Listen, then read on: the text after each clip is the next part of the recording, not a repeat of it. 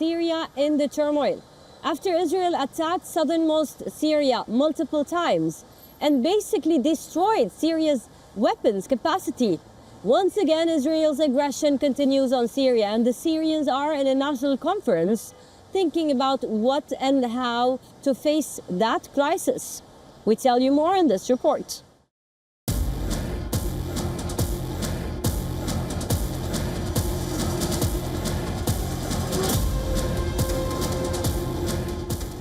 Syria is standing on shaky ground. Israeli strikes jolted residents in southwest Damascus on Tuesday.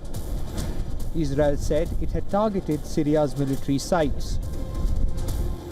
The Israeli jets streaked across the southern province of Deira, just days after Prime Minister Netanyahu demanded the demilitarization of Syria's south. We will not allow forces of the HTS or the new Syrian army to enter the territory south of Damascus. We demand full demilitarization of southern Syria in the provinces of Quneitra, Dara and Swaida from the new regime's forces. In addition, we will not tolerate any threat to the Druze sect in southern Syria. The Syrian Observatory for Human Rights said at least 2 people were killed at the headquarters of a military unit in Kiswe.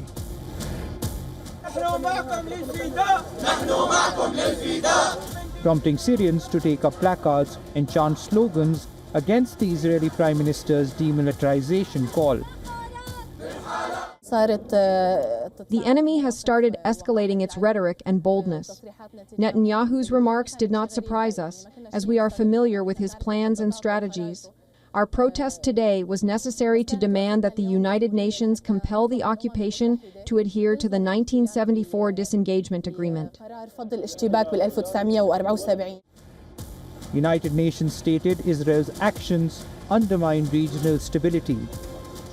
We're obviously very concerned about the continuing violation by Israel of Syria's sovereignty and its territorial integrity, and of course, the violations of the 1974 disengagement of forces agreement. Hundreds of Syrians met at the presidential palace, where Syria's new regime spoke against Israeli incursions at the National Dialogue Summit.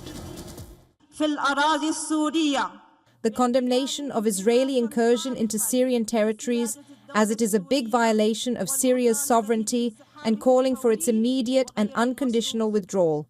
The refusal of the provocative declarations by Israel's Prime Minister, and calling the international community and regional organizations to take up their responsibilities towards the Syrian people and to pressure to stop the aggression and the violations.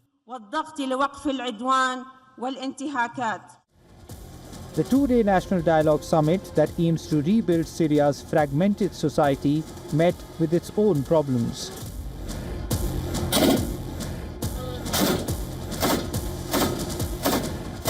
Despite the broad representation, the conference did not include armed groups like the United States-backed Kurdish-led Syrian Democratic Forces. The semi-autonomous Kurdish administration rejected the outcome of the conference, stating that the summit does not represent all Syrians.